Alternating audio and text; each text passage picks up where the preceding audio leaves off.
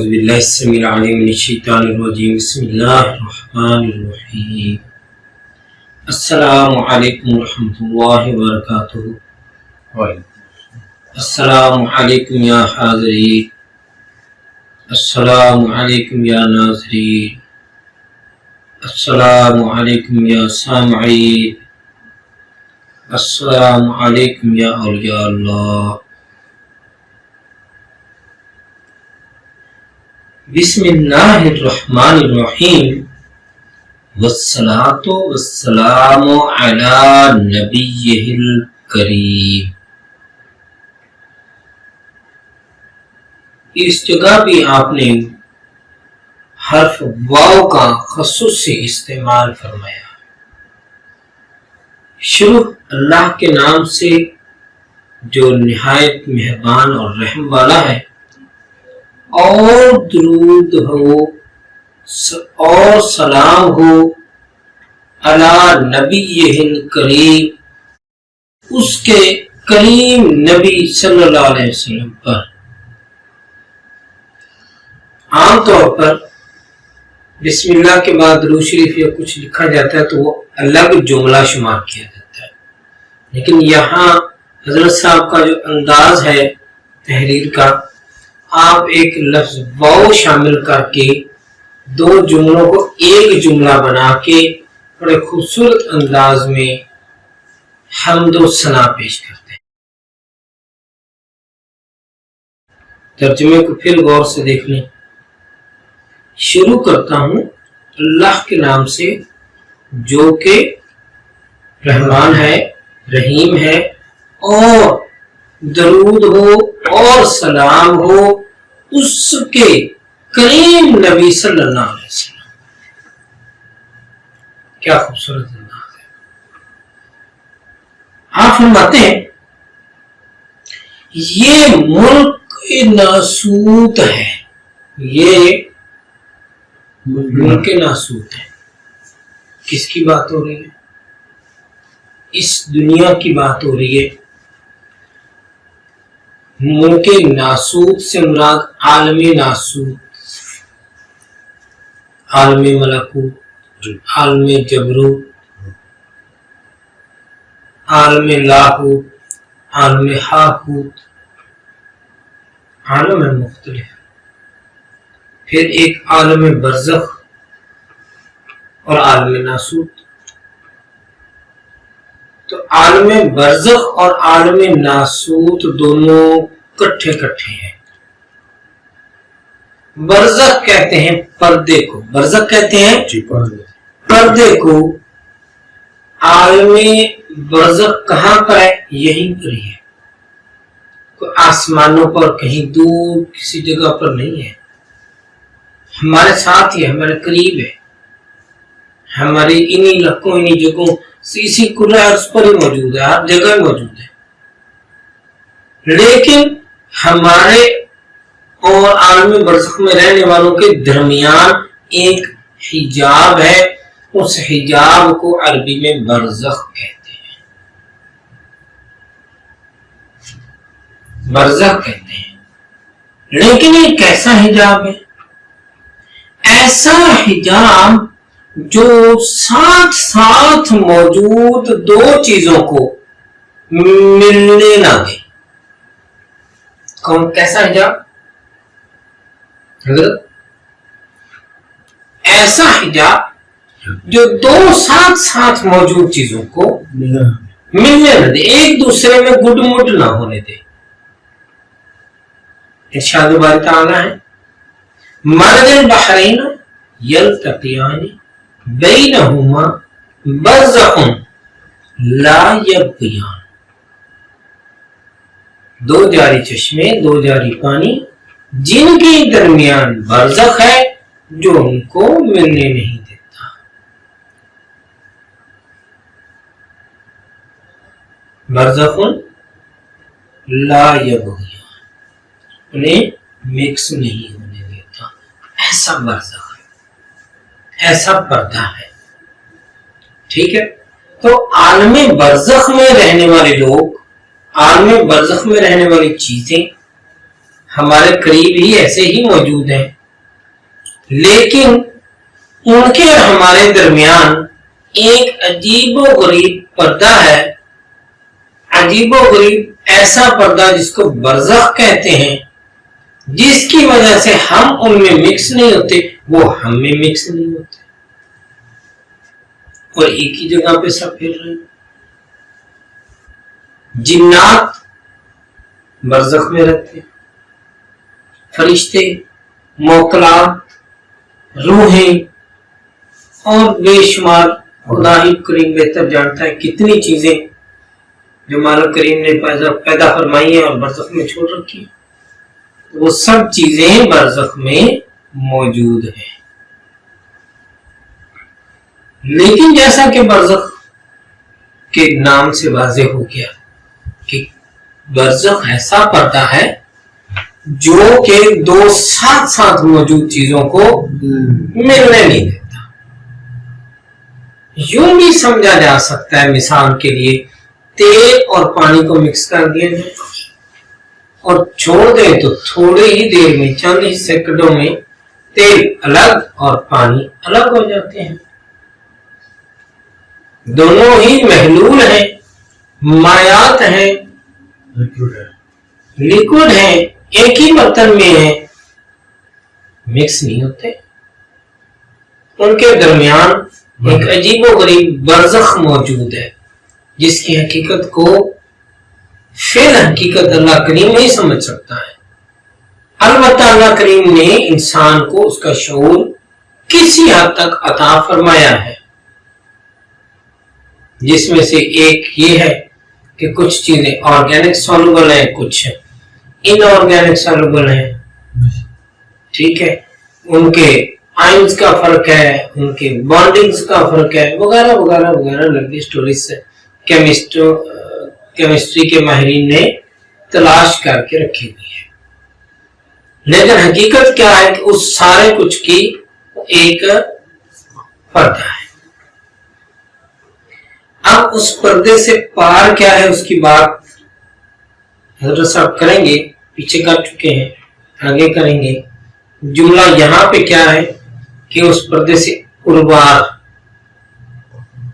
اس پردے سے پار تو عالم برزخ ہے، اس پردے سے اروار کو عالم ناسوت کہتے ہیں، اور عالم ناسوت کا ایک اور لفظ بھی استعمال کیا جا سکتا ہے جو حضرت صاحب نے کیا، یہ ملک ناسوت ہے۔ اچھا، اس جملے کا ایک اور مطلب بڑا پیارا ہے کہ بھائی جان یہ ملک ناسوت ہے، مرنے کے بعد آپ نے اس ملک ناسوت سے اس ملک برزخ میں جانا ہے۔ یہ جہاں ابھی ہے یہ ملک ناسوت ہے، اور یہاں سے آپ بارڈر کراس کریں گے اور ملک برزخ میں چلے جائیں گے، ملک ملکوت میں چلے جائیں گے، ملک جبروت میں چلے جائیں گے، لاہوت میں چلے جائیں گے، ہاہوت میں چلے جائیں گے۔ اب کمال کی بات یہ ہے کہ موتو قبل انت موتو والی بات سمجھ میں آ جائے اور اس پر عمل درآمد ہو جائے تو ناسوت میں رہتے ہوئے ملکوت و جبروت و لاہوت و ہاہوت کی سیر کر کے آ جائے، پھر تو مزہ آیا نا۔ کیا بات ہے، ناسوت میں رہتے ہوئے، کیا بات ہے۔ تو جناب یہ ملک ناسوت ہے، اس میں طرح بطرح کے انتقال ہیں، طرح بطرح کے انتقال مرنے کو نہیں کہتے۔ عرف عام میں مرنے کو ایک مہذب نام دے رکھا ہے، انتقال۔ حقیقت میں مرنا بھی ایک قسم کا انتقال ہے، مرنا بھی ایک قسم کا انتقال ہے، اور وہ بھی انسانوں کا اور جنوں کا۔ بے جان چیزوں کا مرنا ایک الگ حیثیت رکھتا ہے، کیونکہ انسان اور جن مرنے کے بعد ایک خاص مقام پر جا رہے ہیں اور وہاں پر ایک خاص معینہ وقت تک منتظر ہیں، علیین اور سجین دو علاقے ہیں، دونوں برزخ میں ہیں، وہ منتظر رہیں گے قیامت کے، قیامت آئے گی، حساب ہوگا، پھر بات ہو جائے گی۔ لیکن یہ جو ہوا مرنا، کیا ہوا؟ یہ اصل میں قسم ہے انتقال کی، ایک قسم ہے۔ تو بھائی یہ ملک ناسوت ہے، یہاں طرح بطرح کے انتقال ہے، جس کو مقام کثرت کہا جاتا ہے، جس کو مقام کثرت کہا جاتا ہے، کیونکہ جگہ بجگہ اور طرح بطرح کے انتقال ہیں۔ تو کثرت میں وحدت کی اشد ضرورت ہے، جہاں پہ کثرت ہو وہاں وحدت کی اشد ضرورت ہے، کیونکہ کمیاب و ناشاب شے، کمیاب و نایاب شے قابل قدر ہے۔ دنیا کا قانون ہے نا، جو چیز کم دستیاب ہے، نایاب ہے، کمیاب ہے، وہ اتنی ہی مہنگی ہے، اتنی ہی اس کی قدر و قیمت زیادہ ہے، اتنی ہی اس کی اہمیت زیادہ ہے۔ مزید برآں یہاں پر ہر شے فانی ہے۔ اگلی بات یہ ہے کہ یہاں پر ہر چیز فانی ہے، ملک ناسود، یہ ملک ناسوت ہے۔ جی جی، یہ سارا جملے جو آ رہے ہیں ملک ناسوت کا تعارف پیش کیا جانا ہے کہ میاں یہ ملک ناسوت ہے، اس میں طرح طرح کے انتقال ہیں، جس کی وجہ سے اس کو مقام کثرت کہتے ہیں۔ کثرت میں وحدت کی اشد ضرورت ہوتی ہے، کیونکہ کمیاب و نایاب شے قابل قدر ہے۔ مزید برآں یہ کہ یہاں پر ہر شے فانی ہے۔ نتیجہ یہ ہوتا ہے کہ اس ملک ناسوت میں وحدت اور قدامت قابل قدر ہیں۔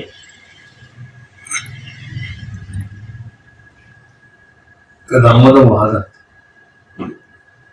ہر چیز فانی ہے اور سب چیزوں کی کثرت ہے، تو کثرت میں وحدت کی قیمت بنی اور فانی میں قدامت کی قیمت بنی۔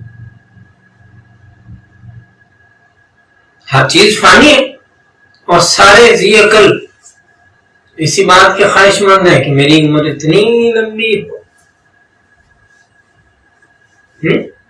کہ میں حضرت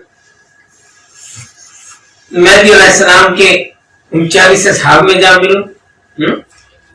ہر کوئی یہی چاہے گا، جی جی، مثبت بات کر لیتے ہیں نا، جی صحیح۔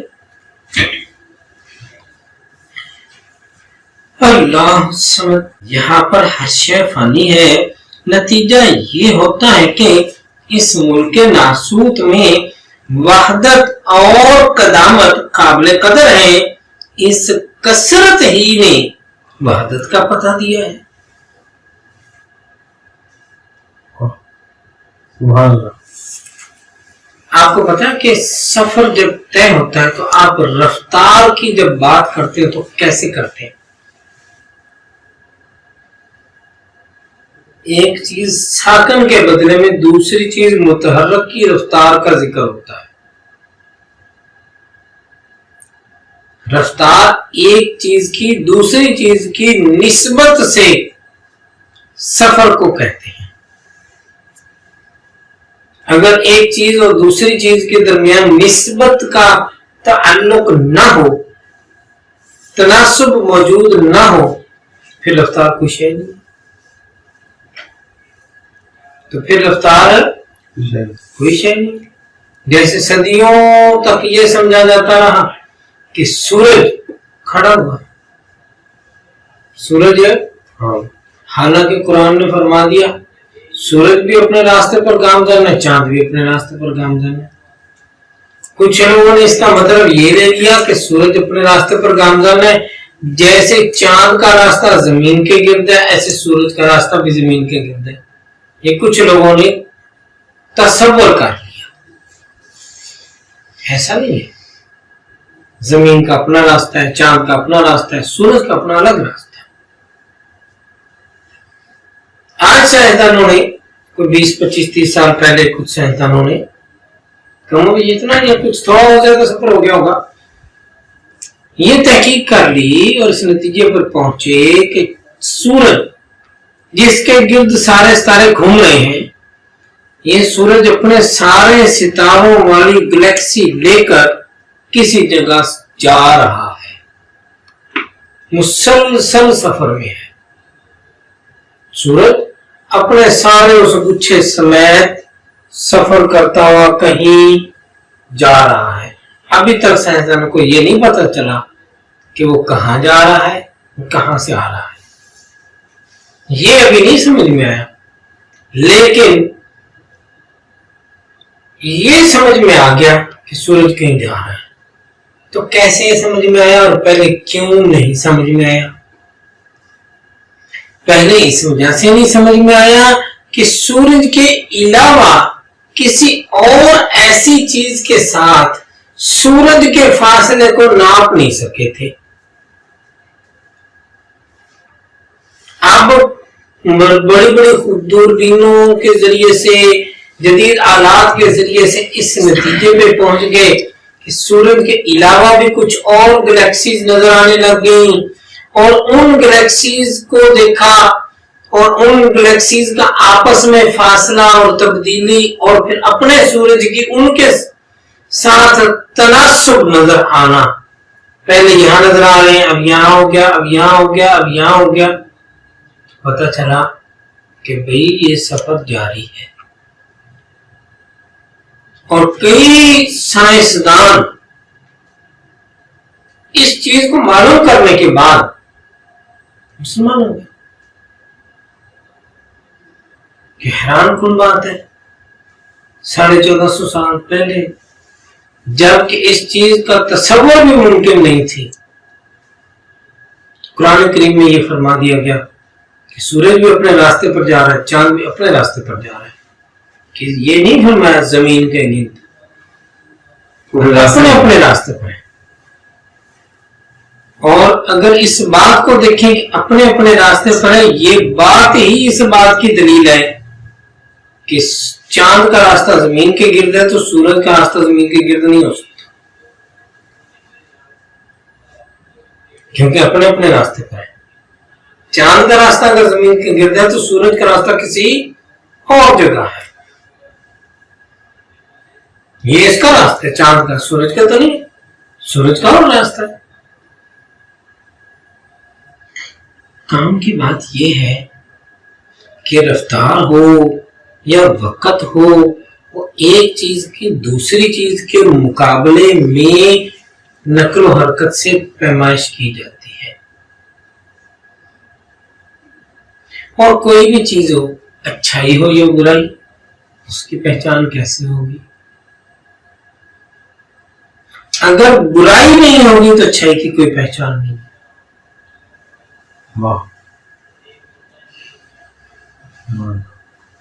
اگر ابلیس نہ ہوتا، سارے نبی کس کام کے تھے؟ سارے تو پہلے ہی نمازی پرہیزی ہوتے، نبی نے آ کے کیا کر لینا تھا، کس کو ٹھیک کرنا تھا؟ سارے تو پہلے ٹھیک ہے، کوئی چور نہیں، کوئی ڈکیت نہیں، کوئی بے ایمان نہیں، کوئی دھوکے باز نہیں، کوئی جھوٹ نہیں بولتا، کوئی برائی نہیں کرتا، کوئی گناہ نہیں کرتا، کوئی زنا نہیں کرتا، کوئی غلط راستے پر نہیں ہے، کسی کا حق نہیں مارتا، سب نماز پڑھتے ہیں، سب باوضو رہتے ہیں، سب نیک ہے، پھر نبیوں کی کیا ضرورت ہے؟ ایک واقعہ ہے بڑا مشہور ہمارے علاقے کا، ایک پیر صاحب فوت ہو گیا، ابھی مطلب 25-30 سال پہلے فوت ہو گیا، واقعہ ان کی حیات کا ہے۔ تو ایک صاحب ان کے پاس آئے، ایک صاحب بیٹھے ہوئے ہیں، صاحب نے کہا السلام علیکم۔ وعلیکم السلام۔ بیٹھ گیا صاحب، حضرت میرا نام ہے علامہ مولانا مفتی فلاں فلاں، آگے بھی کچھ القاب، میں نے یہ پڑھا میں نے، وہ پڑھا میں نے، حفظ کیا میں نے، فلاں کیا میں نے، فلاں کیا میں نے، فلاں کیا. میں 40 سال سے تہجد پڑھ رہا ہوں، میں نے اتنے عمرے کیے، میں نے اتنے حج کیے، میں نے یہ عبادتیں کی، میں نے یہ فلاں نیک کام کیے، فلاں نیک کام کیے، فلاں نیک کام کیے، میں نے فلاں وظائف پڑھے، میں نے اتنے تسبیحات کر لی. ایک لمبی لسٹ آدھا گھنٹہ اپنی شان میں بیان کی. اور اس کے بعد فرمایا میں نے سوچا چلے آج آپ کے مریدی ہو جاتے ہیں، کیا یاد کریں گے. مطلب مرید ہو کے میں نے آپ کے اوپر احسان کرنے کا فیصلہ کر لیا. احسان کر تو حضرت صاحب نے ساری بات سن لی تحمل سے. انہوں نے اپنے 2 خاص طاقتور قسم کے ظاہری مریدوں کو بلایا. آج بھی ادھر کہ یہ مول صاحب کو اٹھاؤ اور سڑک سے پار چھوڑ کر آؤ. یہ تو پہلے ہی بخشے ہوئے، ہم تو گناہ گاروں کو بخشانے بیٹھے ہوئے. تو اگر بھائی شیطان نہ ہوتا تو یہ سارے ہی نیک ہوتے، پھر نبیوں کی ضرورت ہی نہ ہوتی بخشانے والے. کوئی بھی چیز کی پہچان اس کے متضاد سے ہوتی ہے، اس کے متضاد سے، اس کے مخالف سے، اس کے دشمنوں سے اس کی پہچان ہوتی ہے.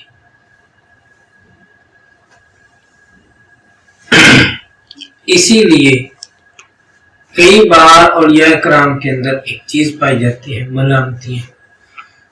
جان بوجھ کے ایسا حکم مرشد لگا دیتے ہیں کہ بھئی تم نے اب اتنا وقت ملامتیاں پھر قانون کے مطابق گزارنا ہے. اور وہ کیا ہے؟ ایسی بات کہنا، ایسا کام کرنا جو شرعاً حرام یا گناہ نہ ہو، لیکن عوام کی نظر میں اچھا نہ سمجھا جائے. ایسا کام جو شریعت میں گناہ یا حرام نہ، لیکن پبلک اس کو اچھا نہ سمجھتی ہو. مقصد نیگیٹو امپریشن. وہ نیگیٹو امپریشن آپ اچھائی 100 کر لیں، کوئی بندہ نہیں ملے گا جو اس اچھائی کا ذکر کرے دوسروں کو. آپ ایک برائی کریں 100 لوگ اس کو پھیلا دیں گے. اچھائی کی پہچان برائی سے ہوتی ہے. اچھائی کی پہچان مطلب شیطان حضرت کو مطلب وہ پیمانہ ہوا، ذریعہ اعلیٰ ماننا تو نہیں کہہ سکتے، ذریعہ کہہ سکتے ہیں، اعلیٰ کہہ سکتے ہیں، پہچان کا راستہ کہہ سکتے ہیں. اسی لیے کئی بزرگ فرماتے ہیں شیطان سپرڈنٹ ہے امتحانات کا. روحانی دنیا کے جو امتحان ہے نا، وہ امتحان لینے والا سپرڈنٹ ہے. وہ آتا ہے امتحان لیتا ہے، ٹکا کے امتحان لیتا ہے، نقل گٹی بھی نہیں مارنے دیتا.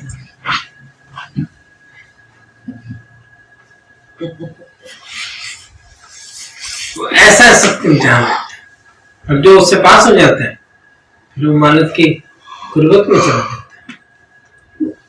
اور اسی وجہ سے ایک اور جملہ بھی بولا گیا، غالباً کتاب تذکرہ غوثیہ میں لکھا ہوا ہے یہ جملہ بھی واقعہ میں، یا شاید کسی اور جگہ ہو پڑا. اگر آپ کسی دوست کو ملنے جائیں،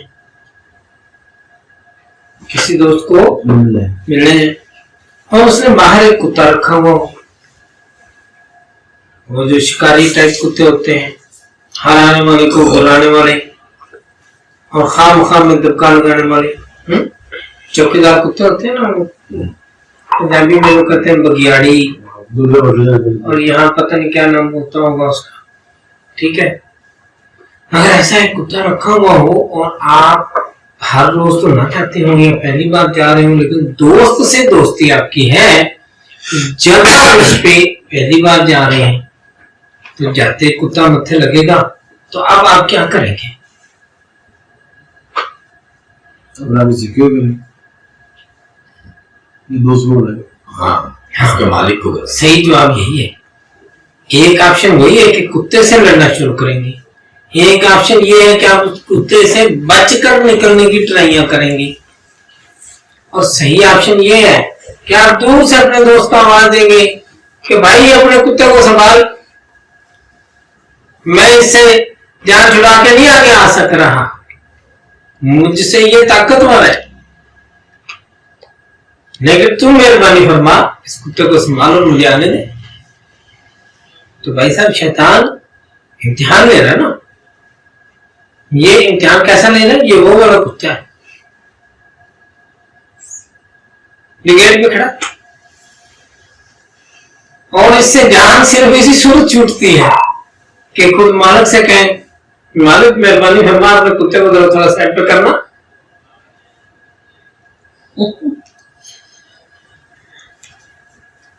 क्या हुआ? जीत नहीं सकते आप इससे। हाँ, मूसा अलैहिस्सलाम से मुलाकात होगी शैतान की, मूसा अलैहिस्सलाम ने फरमाया किताबों में लिखा हुआ हकीकत अल्लाह को पता, काम की बात समझ रखी है इसमें। मूसा अलैहिस्सलाम ने फरमाया इब्लीस अगर तू तौबा कर ले तो मैं अल्लाह ताला से तेरी दरखास्त करके माफी दिला रहा हूं। तो शैतान ने कहा है ना कि नबी अगर मैं तौबा कर लूं तो मुझे क्या फायदा होगा, क्या मतलब तेरे गले से लानत का तौक उतर जाएगा। ठीक है, फिर मुझे मिला क्या, मैं फिर क्या बनूंगा, क्या मतलब। शैतान ने कहा कि जी है ना कि नबी मैं लानत का तौक उतार के ज्यादा से ज्यादा तेरे जैसा एक नबी बन जाऊंगा, इससे ऊपर तो कुछ नहीं बन सकता। जी बेशक,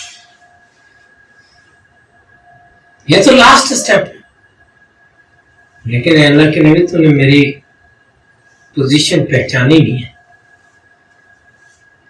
क्या मतलब, क्या अल्लाह के नबी तुम एक नबी हो, मैं 1,00,000 कमोबेश 24,000 नबियों से टक्कर लेने वाला हूं,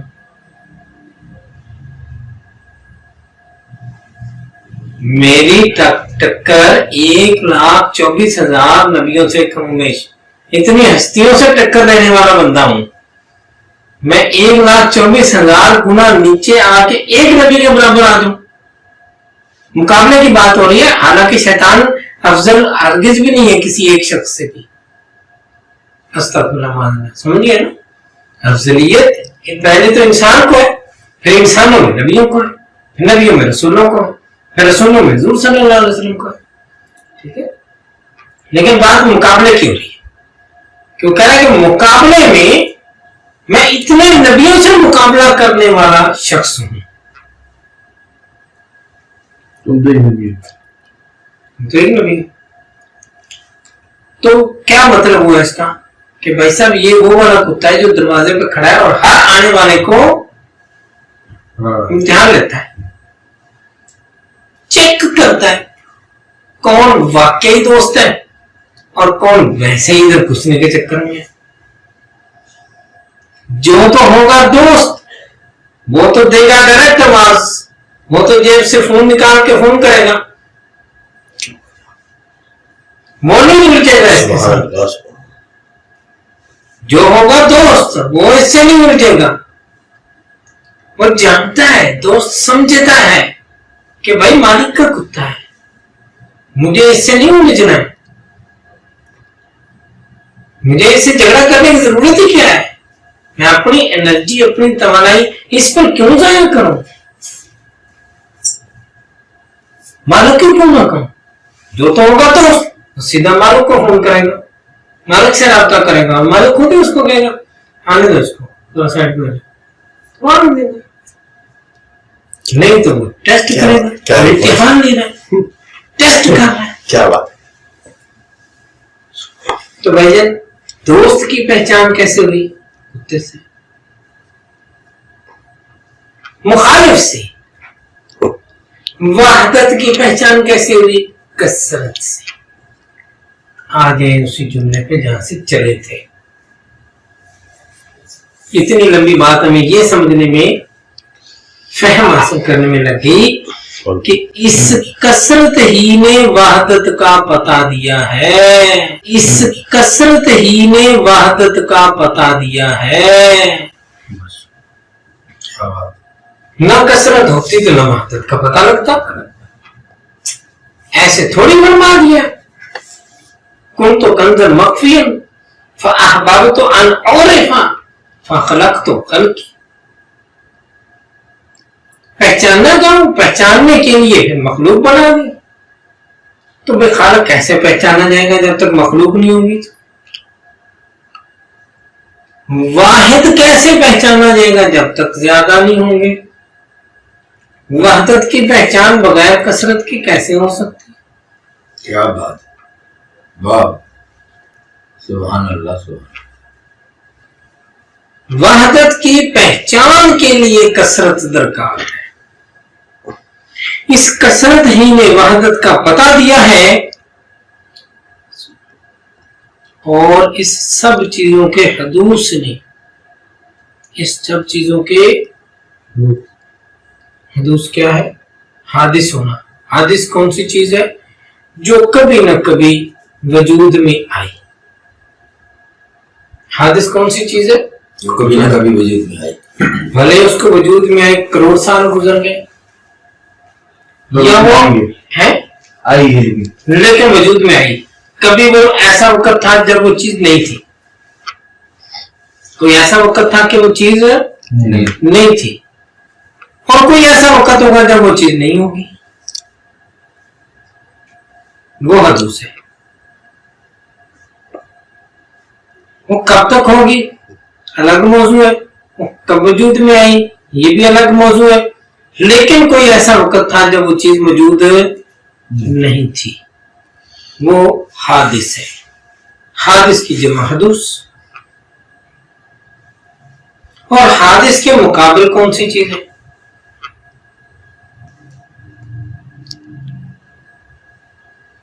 कदीम। हादिस के मुकाबले है कदीम। कौन सी चीज है? उर्फ़े आम में हम समझते हैं पुरानी चीज को, लेकिन उलूम की दुनिया में कदीम का एक खास मतलब है। और कदीम कौन सी चीज है? जो कभी वजूद में नहीं आई बल्कि हमेशा से वजूद में थी। वाजिबुल वजूद। कदीम ऐसी चीज है जो हमेशा से मौजूद थी। इसीलिए कदीम अल्लाह ताला का भी एक नाम है। बेशक। और यहां पर भी कदीम अल्लाह ताला के नाम या अल्लाह ताला की सिफात का जिक्र हो रहा है, क्योंकि जात के साथ सिफात मौजूद है। वो सिफात जाहिर है या मख्फी है, अलग मौजू है। वो सिफात कब जाहिर हुई, कब मख्फी थी, कब तक मख्फी थी, कब जाहिर हुई, क्यों जाहिर हुई, सब अलग मौजू है। लेकिन सिफात चूंकि जात नहीं लेकिन जात से जुदा भी नहीं, तो सारी सिफात क्या है? सिफात इलाहिया कदीम है। खुद जाते हक क्या है? कदीम है। कदीम की पहचान कैसे हो सकती है? कोई चीज हादिस होगी और उस फिर ही कदीम की समझ में आएगी, और अगर सिर्फ कदीम ही कदीम होगा तो फिर हादिस होगा नहीं। तो फिर क्या, किसको क्या समझ आया? किसी ने क्या समझा? कदीम तो खुद को कदीम समझता ही है ना। कुछ और हो जो कदीम को कदीम समझे, और कुछ और तब ही कदीम को कदीम समझ सकता है जब वो और खुद हादिस हो। तब ही वो हादिस कदीम को मनसबे कदामत, मनसबे कदीमियत पर समझ सकता है। और वो कौन है? अव्वलुल हादिस हजरत मोहम्मद मुस्तफा सल्लल्लाहु अलैहि वसल्लम। हालांकि वो जुज़्वे कदीम ही माने जाते हैं, قدیم ہی کی شکل مانے جاتے ہیں. لیکن کوئی وقت تھا جب حضور صلی اللہ علیہ وسلم کے فرمان کے مطابق کیا فرمان ہم نے پڑھا تھا ابھی پچھلے دن پڑھا تھا نا, حق اللہ الصمد اول ما خلق اللہ نوری. حضور صلی اللہ علیہ وسلم نے فرمایا سب سے پہلے اللہ تعالیٰ نے میرے نور کو تخلیق فرمایا. خالق نے جب مخلوق بنائی تو پہلی شے جو بنائی حضور صلی اللہ علیہ وسلم کا نور. تو جو پہلی چیز بنی وہ کیا ہے؟ حادث. پھر آگے حدوث, حادث کی جمع, حادث چیزیں بنتی چلی گئی اور ان میں انسان, اور یہ حدوث نے ہی قدیم کا پتہ دیا. اس کثرت ہی نے وحدت کا پتہ دیا ہے اور اس کثرت کے حدوث نے ہی قدیم کا پتہ دیا ہے.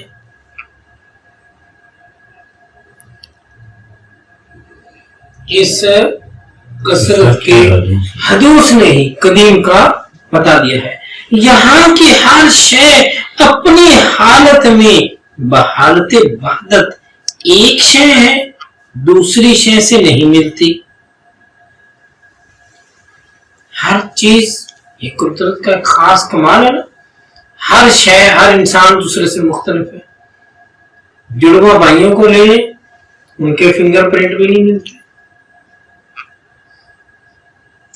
19-20 کا فرق ہے ہی ہے. ہر ایک کو بحالت وحدت دوسرے سے جدا رکھا. یہاں کی ہر شے اپنی حالت میں بحالت وحدت ہے.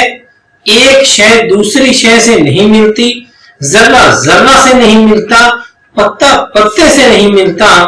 تو فہم میں آیا کہ ایسا کوئی احد ہے کہ کثرت میں وحدت بخوبی نمایاں ہے. کثرت میں بھی وحدت ہے. ایسا کوئی احد ہے جو اس ساری کثرت میں بھی.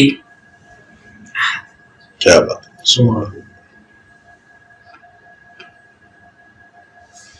میرا خیال ہے آج کی نشست یہیں کلوز کر لیتے ہیں.